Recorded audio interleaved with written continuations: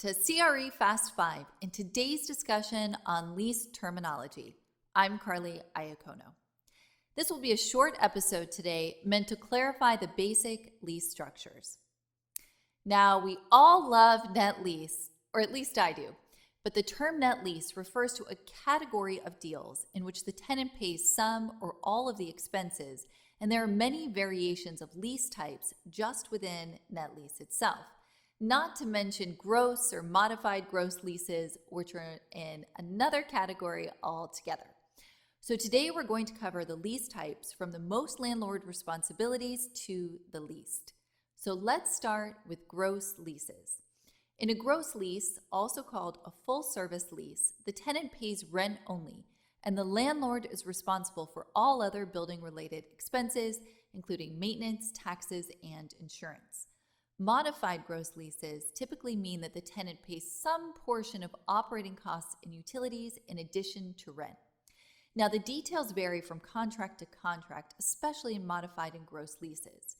In some modified gross leases, tenants pay only base rent and utilities for the first year, but in each additional year, the tenant pays a pro rata share of the building's operating costs. Gross and modified gross leases are most often found in multi-tenant retail centers. Next in the lineup is the single net lease. Under a single net lease, the tenant pays rent along with taxes and occasionally utilities. Taxes are the only net fully covered in this scenario.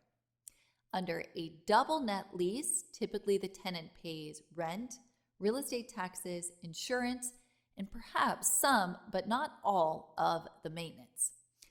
The two nets that are fully covered in this scenario are taxes and insurance.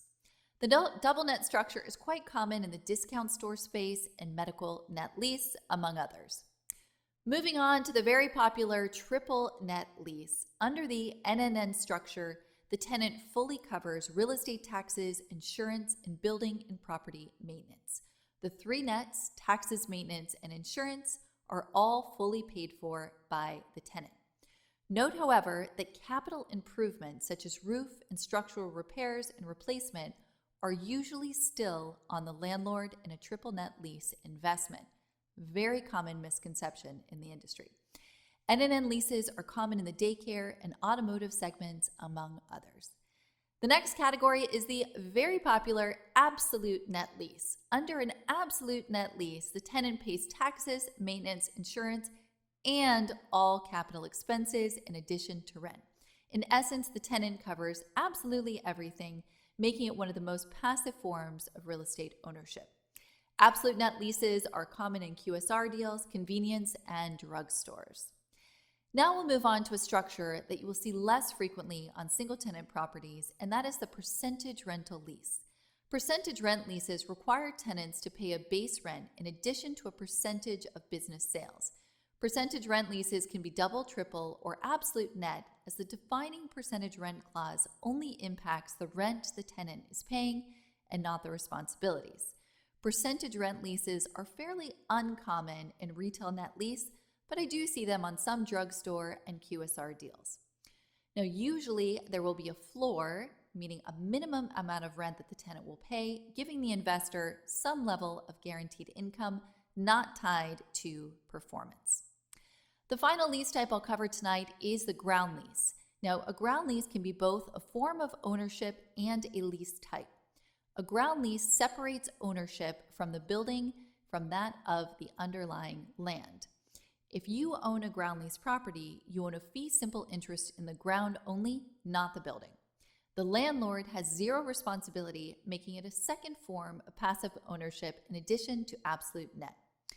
Note that when the tenant vacates in a ground lease investment, the building reverts back to the ground owner and can then be converted to fee simple ownership.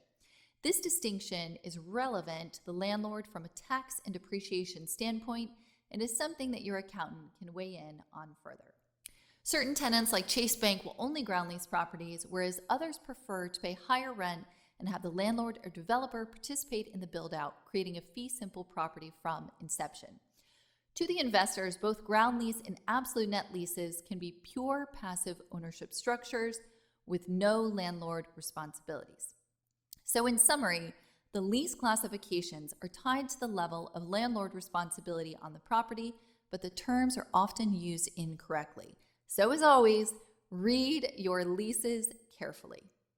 That was CRE Fast 5. I'm Carly Iacono. I'll see you next week.